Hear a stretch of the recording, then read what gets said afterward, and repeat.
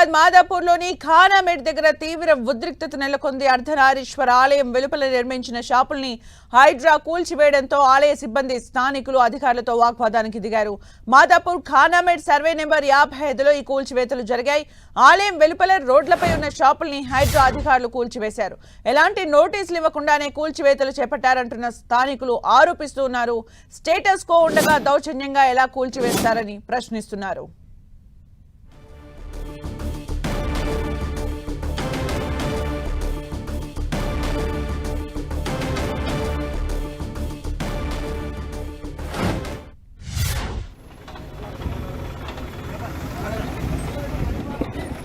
మాదాపూర్ ఖానామేట్ దగ్గర అక్రమ కట్టడాలను హైడ్రా అధికారులు కూల్చివేస్తున్నారు. అయితే ముందస్తు సమాచారం ఇవ్వకుండా కూల్చివేస్తుండటంతో స్థానికులు ఆందోళన చేపడుతూ ఉన్నారు. హైదరాబాద్ మాదాపూర్లోని ఖానామేట్ దగ్గర తీవ్ర ఉద్రిక్త పరిస్థితి ఏర్పడింది. అర్ధనారీశ్వర ఆలయం వెలుపల నిర్మించిన షాపుల్ని హైడ్రా కూల్చివేయడంతో ఆలయ సిబ్బంది స్థానికులు అధికారులతో వాగ్వాదానికి దిగారు. మాదాపూర్ ఖానామేట్ సర్వే నెంబర్ 55లో ఈ కూల్చివేతలు జరిగాయి. ఆలయం వెలుపల రోడ్లపై ఉన్న షాపుల్ని హైడ్రా అధికారులు కూల్చివేశారు. ఎలాంటి నోటీసులు ఇవ్వకుండానే కూల్చివేతలు చేపట్టారంటూ స్థానికులు ఆరోపిస్తున్నారు. స్టేటస్ కో ఉండగా దౌర్జన్యంగా ఎలా కూల్చివేస్తారని ప్రశ్నిస్తున్నారు.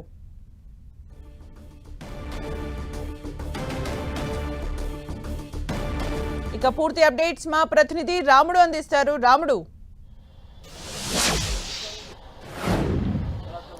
మాదాపూర్ సమీపంలో ఉండేటువంటి ఈ భూమి చాలా విలువైనటువంటి భూమి.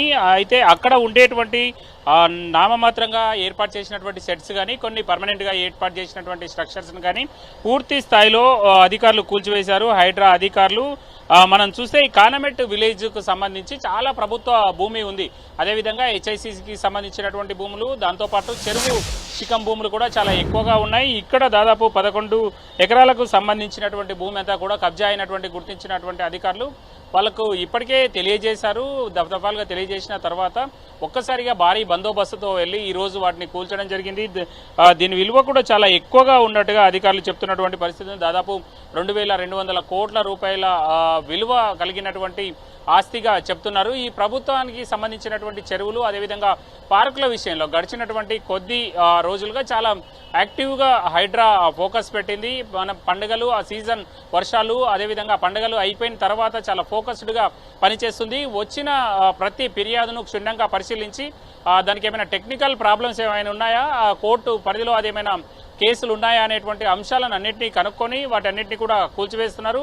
వెంటనే ఫెన్సింగ్ కూడా చేస్తున్నారు. మళ్ళీ కబ్జా చేయకుండా అవసరమైనటువంటి పద్ధతిలో ఫెన్సింగ్ చేస్తున్నారు. గడిచినటువంటి వారం రోజుల వ్యవధిలో కోట్లాది రూపాయల విలువైనటువంటి ల్యాండ్స్ని మొత్తం కూడా ప్రభుత్వం ఆధీనంలోకి హైడ్రా తీసుకుంది. ఎలాంటి ఇబ్బందులు లేకుండా ఉండేందుకోసం పోలీసులు గట్టి బందోబస్తును ఏర్పాటు చేసి ఎలాంటి అవాంఛనీయ ఘటనలు జరగకుండా చర్యలు తీసుకోవడం జరిగింది. అందులో భాగంగా ఈ రోజు అయితే దాదాపు 2200 కోట్ల విలువైనటువంటి 11 ఎకరాల భూమిని స్వాధీనంలోకి హైడ్రా తీసుకుంది. అంటే రాముడు, ఎలాంటి నోటీసులు ఇవ్వలేదు అంటూ, అలాగే స్టేటస్ కో ఉంది అంటూ కూడా స్థానికులు చెప్తూ ఉన్నారు. దానికి సంబంధించిన అప్డేట్స్ ఏంటి? కొన్ని సందర్భాల్లో ఆ విధమైనటువంటి వాదనలు వస్తున్నాయి. ఎవరైతే అక్కడ కబ్జాలో ఉన్నారో వాళ్ళ వైపు నుంచి ఆ విధమైనటువంటి వార్తలు వస్తున్నాయి. కానీ ఇలాంటి అంశాలకు సంబంధించి హైడ్రా దగ్గర స్పెషల్గా లాయర్లతో పాటు రిటైర్డ్ అయినటువంటి జడ్జి, అదేవిధంగా అలాంటి న్యాయ నిపుణులు అందరూ కూడా ఉన్నారు. ఎలాంటి ఇబ్బంది లేకుండా అవసరమైతే కోర్టులో దానిని ఫేస్ చేసే విధంగా ఉండేటువంటి ప్రతి అంశాన్ని కూడా అధికారులు క్షుణ్ణంగా చూస్తున్నారు. ఎక్కడైనా స్టేటస్ కో ఉండి కోర్టు ఆదేశాలు ఉండి నాట్ టు ఎంటర్ అనేటువంటి కోర్టు ఆదేశాలు ఏమైనా ఉంటే తప్ప దానిలో ముందుకెళ్ళట్లేదు. కానీ మిగతా అంశాలు ఏమున్నా కోర్టులో సాధారణంగా జరుగుతుంటే మాత్రం, ఆ వాదనలు జరుగుతుంటే మాత్రం అలాంటి అంశాల్లో మాత్రం వాళ్ళు చర్యలు తీసుకుంటున్నటువంటి పరిస్థితి ఉంది. మనం చూడొచ్చు, గతంలో బంజారాహిల్స్లోని చాలా ఖరీదైనటువంటి భూమి, బంజారాహిల్స్ అక్కడ ఉండేటువంటి క్యాన్సర్ హాస్పిటల్ పక్కన ఉండేటువంటి భూమి విషయంలో కూడా అదే విధమైనటువంటి పరిస్థితుల్లో ముందుకెళ్లడం జరిగింది. ఇప్పుడు కూడా ఇదే విధమైనటువంటి పరిస్థితులు. ఇవే కాకుండా అనేక పార్కు స్థలాల్లో కూడా బై నెంబర్లు ఇచ్చి వేరే వాళ్ళు విక్రయించినటువంటి భూములు ఉన్నాయి. ఆ తర్వాత లేఅవుట్లో పరిశీలించినప్పుడు కానీ, అదేవిధంగా నిర్మాణ అనుమతులను వీటన్నిటిని పరిశీలించినప్పుడు కానీ అది కబ్జాకు గురి అయింది అనేది క్లియర్గా గుర్తిస్తే మాత్రం హైడ్రా అధికారులు అలాంటి భూములను పూర్తిగా రోడ్లు, అదేవిధంగా నాలాలు, దాంతోపాటు పార్కులు, ఇదే విధమైనటువంటి చెరువు ల్యాండ్స్ ప్రభుత్వ భూములు ఏమున్నా కూడా వాటిని పూర్తిగా ప్రభుత్వ ఆధీనంలోకి తీసుకుంటున్నారు. ఇంకొకటి దాన్ని ప్రభుత్వం ఆధీనంలోకి తీసుకొని ప్రొటెక్ట్ చేస్తున్నారు. ఏమైనా అవసరమైతే ప్రభుత్వం వైపు నుంచి లీగల్ గా వెళ్ళడానికి కూడా ప్లాన్ చేశారు. కాబట్టి ప్రభుత్వం వైపు నుంచి హైడ్రాకు ఆ విధమైనటువంటి సహకారం అందుతుంది. కాబట్టి ఒకవైపు కొన్ని ఆరోపణలు వస్తున్నా కూడా అలాంటి అంశాల పట్ల చాలా వేగంగా అధికారులు ముందుకెళ్తున్నటువంటి పరిస్థితిని మనం చూడొచ్చు. అంటే రాముడు ఇప్పుడు ఏవైతే కూల్చివేతలు చేపడుతున్నారో అర్ధనారీశ్వర టెంపుల్ వెలుపల అని చెప్తున్నారు, అంటే అక్కడ ఎలాంటి నిర్మాణాలు ఉన్నాయి, అక్కడ పర్మనెంట్ నిర్మాణాలు ఉండేనా, షెడ్స్ టైప్ లో ఉండేనా, అసలు ఎన్ని నిర్మాణాలు ఉన్నాయి, ఏమంటున్నారు? ఎస్, పదుల సంఖ్యలో అక్కడ నిర్మాణాలు ఉన్నాయి. మనం చూస్తే కొన్ని షెడ్స్ బ్లూ షీట్స్ తో ఏర్పాటు చేసినటువంటి షెడ్స్ ఉండగా మరికొన్ని కొంత గట్టిగా పర్మనెంట్ గా చేసినటువంటి నిర్మాణాలు ఉన్నాయి. వీటన్నింటినీ కూడా కూల్చివేసినటువంటి పరిస్థితి. ఏదైతే స్థానికంగా ఉండి పేదలుండి అలాంటి అంశాల్లో మాత్రమే కొంత బ్యాక్ ఉంటున్నారు తప్ప అక్కడ పేదలు ఉంటున్నప్పటికీ కూడా కొన్ని సందర్భాల్లో ఆ పేదల దగ్గర నుంచి రెంట్లు వసూలు చేస్తున్నారు అనేటువంటి అంశాలు ఉన్నాయి. మనం చూస్తే ఇటు మాదాపూర్ సున్నం చెరువు ప్రాంతంలో కూడా అదే విధమైనటువంటి పరిస్థితి.